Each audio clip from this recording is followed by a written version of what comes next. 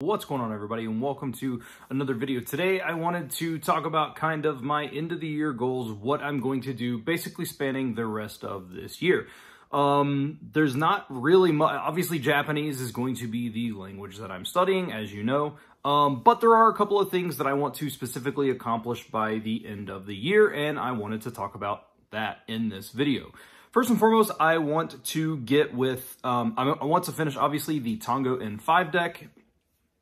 I think that will help tremendously with vocabulary. I'm near the end of that, and I'm not 100% sure how big the N4 deck is, but I would like to either finish it and or at least be a good chunk over halfway through, depending on how many cards there is. Obviously, if there's like 2,000 cards or something, I probably won't be past that, but I would like to be a decent portion through the Tango N5 deck. Because I am going to finish at least those two. Am I going to go past that? I don't really know.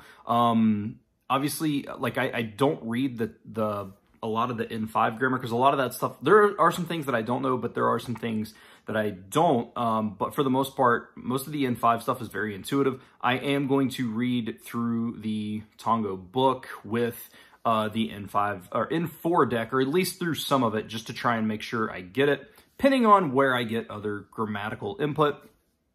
And so that is the goal from there. I'm going to continue repping RTK. I don't really know how long, but maybe through the end of the year. Again, there are some things that I continuously miss, but then I see it when I'm using like Native Shark, or if I'm watching TV with subtitles, and I'll see it and I know what it is. So it's a very weird thing to know it in the word and not like I don't recognize just the picture alone, but then I see it and I know it. So I don't know how much longer I'll do that. Definitely for a little bit, definitely for a few weeks, maybe a month, maybe through the end of the year. I'm not 100% sure, but that's kind of where I'm at with RTK.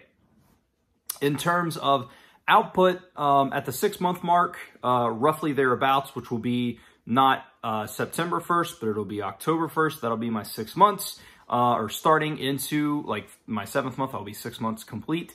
And then from there, I will probably start seeking out on italki, like some sort of tutor to specifically have conversation practice, or at least get them to speak to me. I'm not 100% sure what I'm going to do, but that's something I am going to work on. Like I said, I know that that's kind of not necessarily following the MIA guidelines, but it's something that I personally want to do, so I'm going to do it. I want to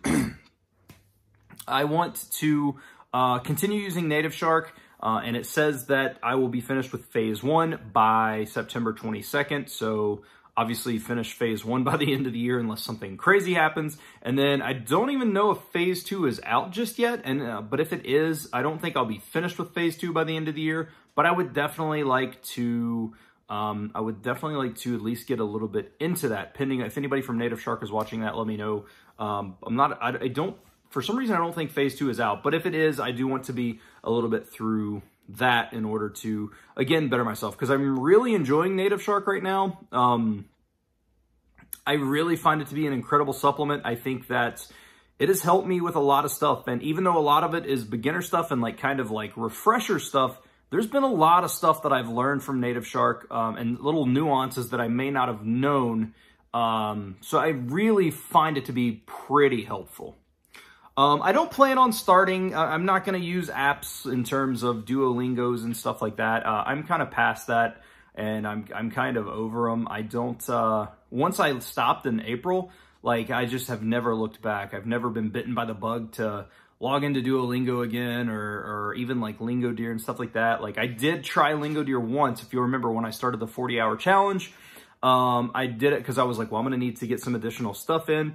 And I tried Lingodeer, and I was just like, man, like I remember loving it, but I don't know, it just doesn't really fit with what I'm doing now. And I don't, dislike it or anything like that, but it's just not for me.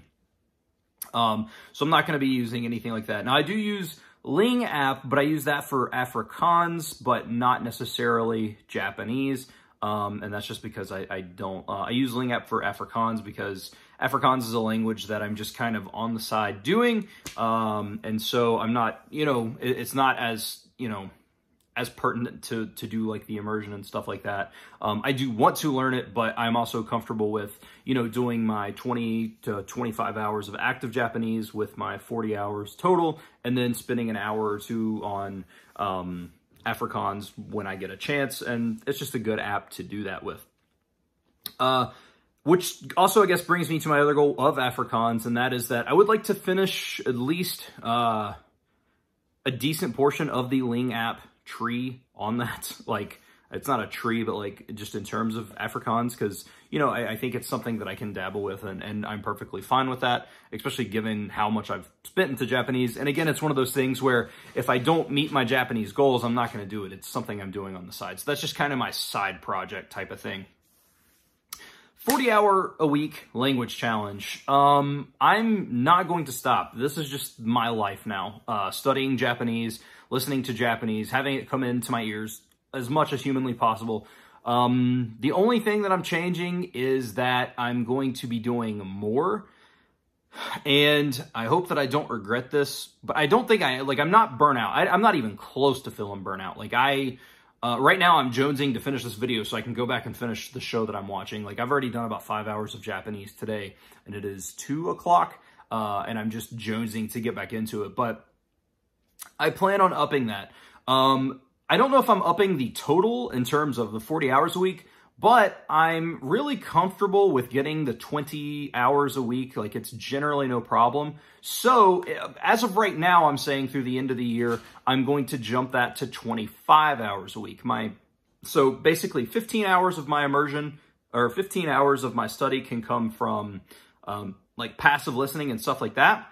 But 25 hours of that 40 has to come from active study / immersion. Now, the totals will be higher because I do listen to more than 15 hours of Japanese a week, and I will be counting that in there, but the main focus is going to be on that active, getting the most out of that.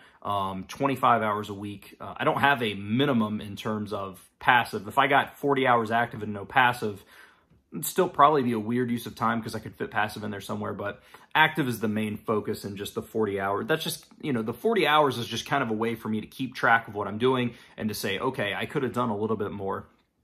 And so, I mean, realistically, I should probably shoot for 45 hours a week since I'm going to just be adding 5 hours to active. But right now I'm just keeping it at the 40 hours just because it's a nice even number, and then jumping that active to 25. So, I think that's pretty much it. That's my goals through the end of the week. Tango, Native Shark, and then repping RTK. And I think that will be good. So,